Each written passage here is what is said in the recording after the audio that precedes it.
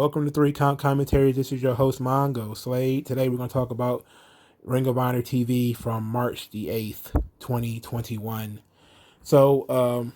Before we get into the actual show, there was a bonus match that was posted up to the YouTube channel. I believe it was a Facebook special. It was Brian Johnson versus Dragon Lee for the television championship. It was a very good match, and it was heel versus heel. And Brian Johnson was ranked number 3 at the time, I believe, in the television championship rankings. Because it wasn't on this show, I'm not going to do a review of it, but I will let people know if you didn't know it was up. Brian Johnson versus Dragon Lee was very good. It was for the television title. Now, on the actual show, we start the show with Kenny King explanation of why he turned his back on Shane Taylor.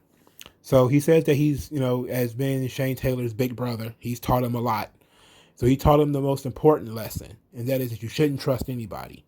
And that La Facción Ingobernable is his family, and he would never turn his back on his family. And, that's basically it. I mean, it was kind of short and sweet. It wasn't elongated. It was very effective. We got to know why he did it. ROH came in and cut a promo about his dad and about who he is and how he's the champion and all that stuff. It really didn't mean that much, but it was just like a post-match celebratory promo from ROH, while Kenny King basically talked about this lesson that he wanted Shane Taylor to recognize. So that was very interesting stuff too, to further that story along. But the first match was Dalton Castle versus Josh Woods in a Pure Rules match. So Josh Woods basically was challenged by Dalton Castle to this rematch after having defeated Dalton Castle a couple of weeks before in a Pure Rules match. And Josh Woods says, hey, a lot of people think that when I beat Dalton Castle before, that it was a fluke. And that, Dalton Castle has this injured back and he has all these injuries. He says, look, injuries are part of the business. There's no excuses. I'm very different from everyone else. Look at my background. Look at what I can do. I can do anything. And of course I can beat Dalton Castle. I beat him once. I could beat him again. I beat Jay Lethal. I beat Dalton Castle. I'm ready. It's my spot. I'm ready to take it. I was like, okay, cool. Josh Woods is very good.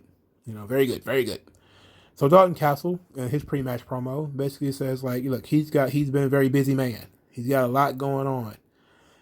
He says that, life is full of little distractions. And that he recognizes that with his win-loss record, as far as all the losing he's been doing, he recognizes that Ring of Honor may be thinking, why are we keeping this guy around? But he's saying, like, his results does not match his pedigree. That he's a former world champion and he's a star. He's a big match guy. But for some reason, he just can't get it done. So he says, if I can't beat Josh Woods this time, maybe I don't belong here. If I can't get ranked in one of these ranking systems, I'm done. I'll leave. I'll leave Ring of Honor if I can't beat Josh Woods. And it was like, okay, all right.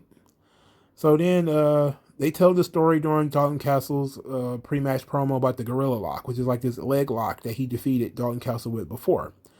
And Dalton Castle basically says, hey, look, it was the one hole in my game was I wasn't paying attention to this Gorilla Lock that he got me in. It'll never happen again. And it happened twice in this match.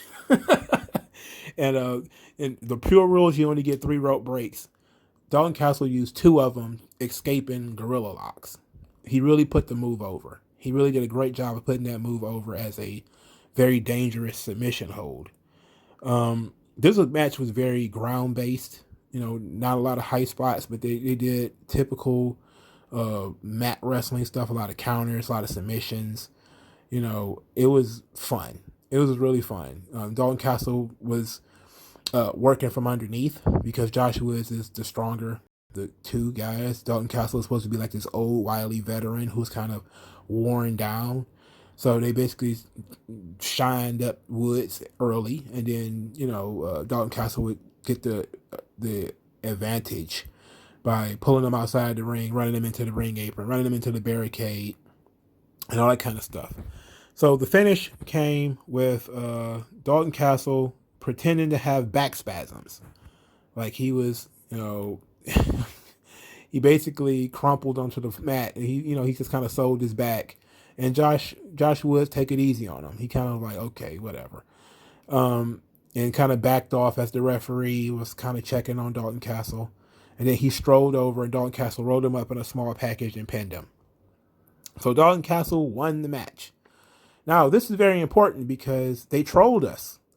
Dalton Castle, his contract with Ring of Honor expired maybe in January, I think it was. It might have been at least a month by now. And a lot of people have just kind of been waiting for Dalton Castle to pop up in either AEW or NXT or NWA or something.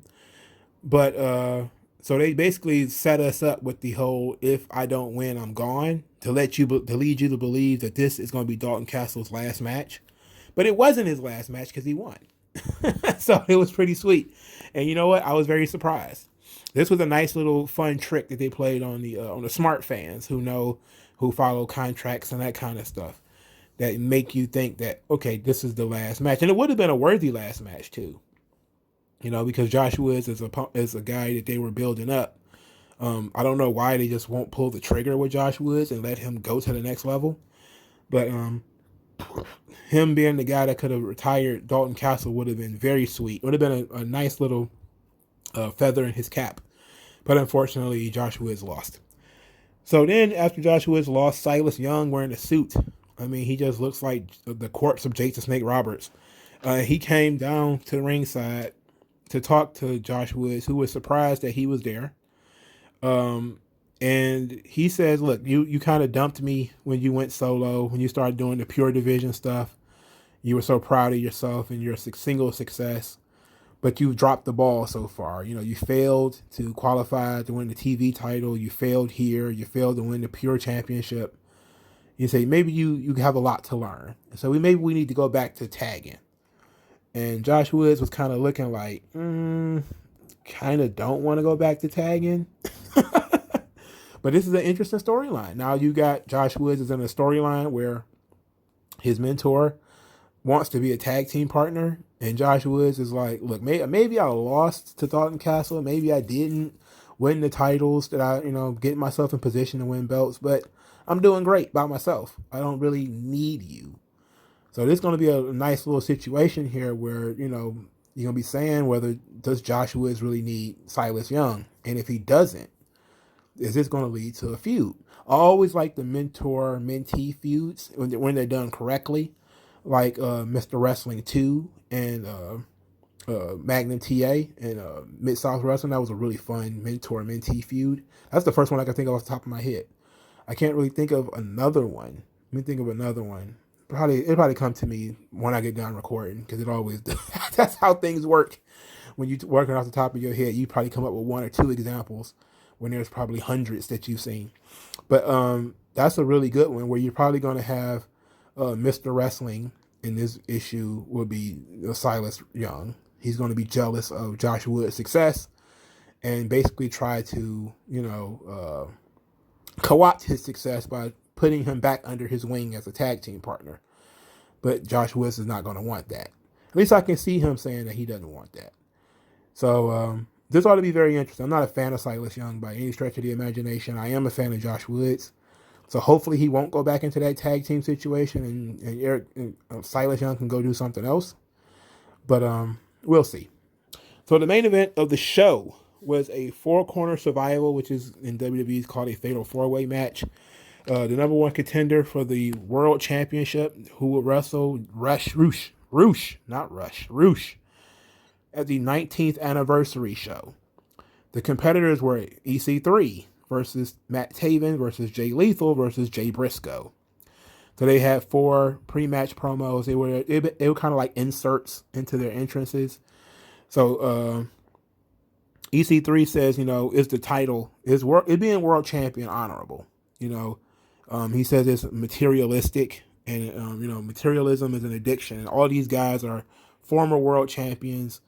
Everybody except him is a world champion. Well, former world champion at Ring of Honor. And that, they can't control their addictions. If you're addicted to being a world champion, you're addicted to that materialism, then you can't control your narrative if something controls you. And if the world championship controls you, then you don't control your narrative.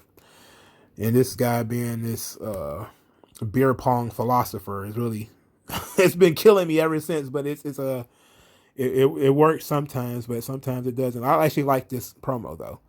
The concept of it being the world champion is being materialistic, being obsessed with being the best and proving that you're the best by carrying around this hunk of gold. But it's also a great status symbol. So I understood that.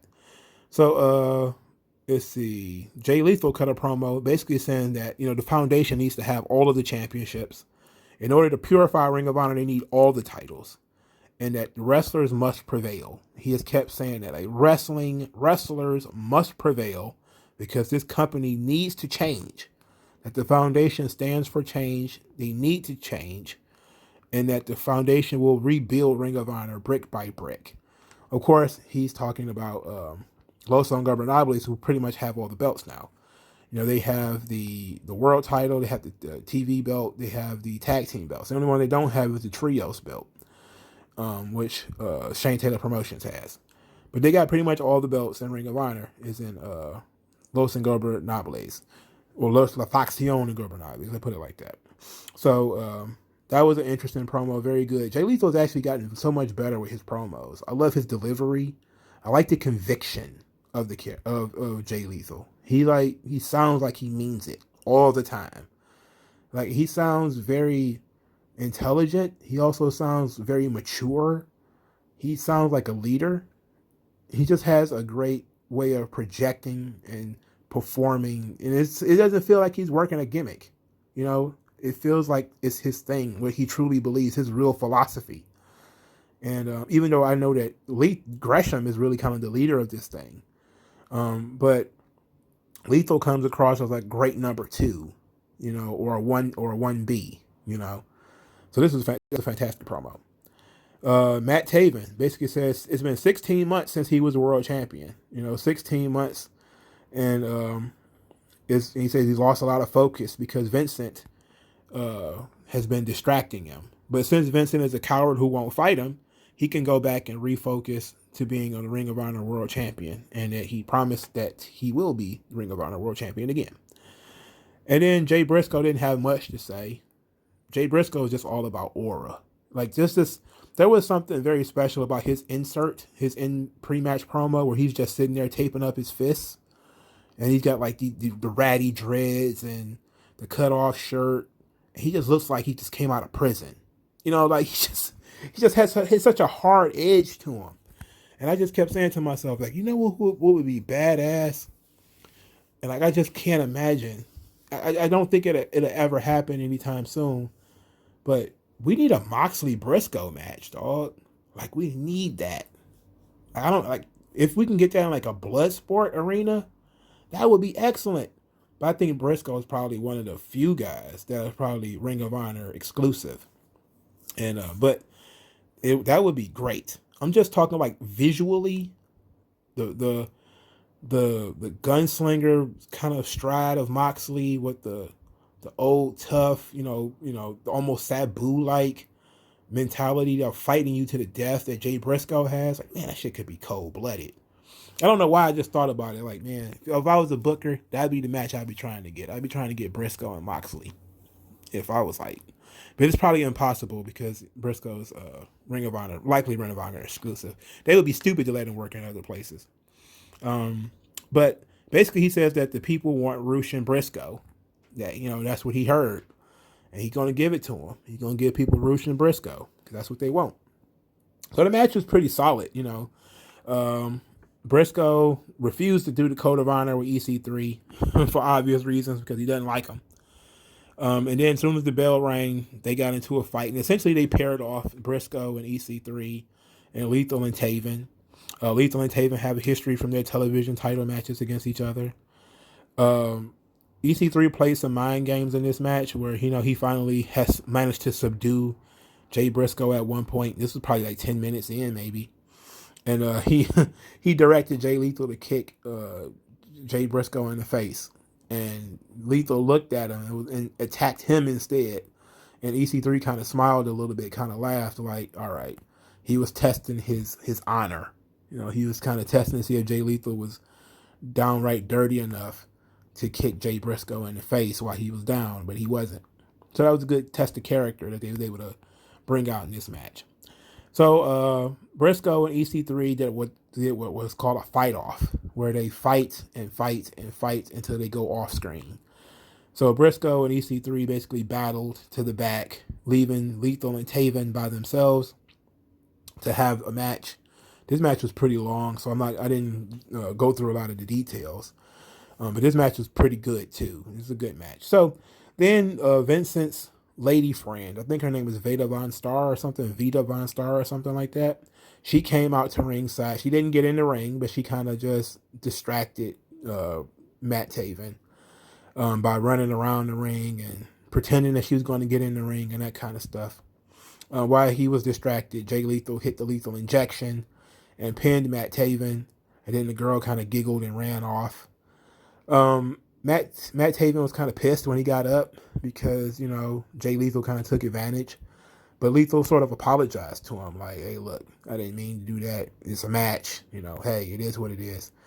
And to Matt Taven said, hey, look, no big deal. I'm always going to have respect for you. They shook hands. And Jay Lethal will now wrestle ROH at the 19th anniversary special, which will be taking place, I think, in late March. So this ought to be fun, After the match, Lethal said that this is what the foundation needed to get back what they should never have lost. This is exactly what they needed.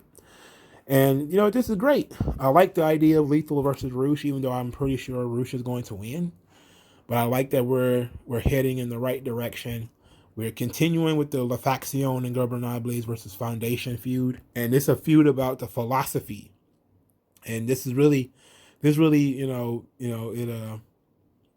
really gets me going, it roasts my almonds. But I know a lot of people are probably going to be like, I'm all about blood feuds, and it's like, yeah, this could be a blood feud, but I think there's something about Ring of Honor is a country. Ring of Honor is a company that is in flux with all of the lawsuits and all of the other stuff they got going on in Ring of Honor. The women's division is up in the air, and the office is constantly changing, and these guys are going through a lot, and the pandemic has slowed up everything. You're really dealing with what kind of company Ring of Honor wants to be. And you have these two factions now that are saying, this is what we want Ring of Honor to be. Cutthroat, we do whatever we want, no rules, chaos. This is La Facción Ingobernables. And then you have the traditional Ring of Honor.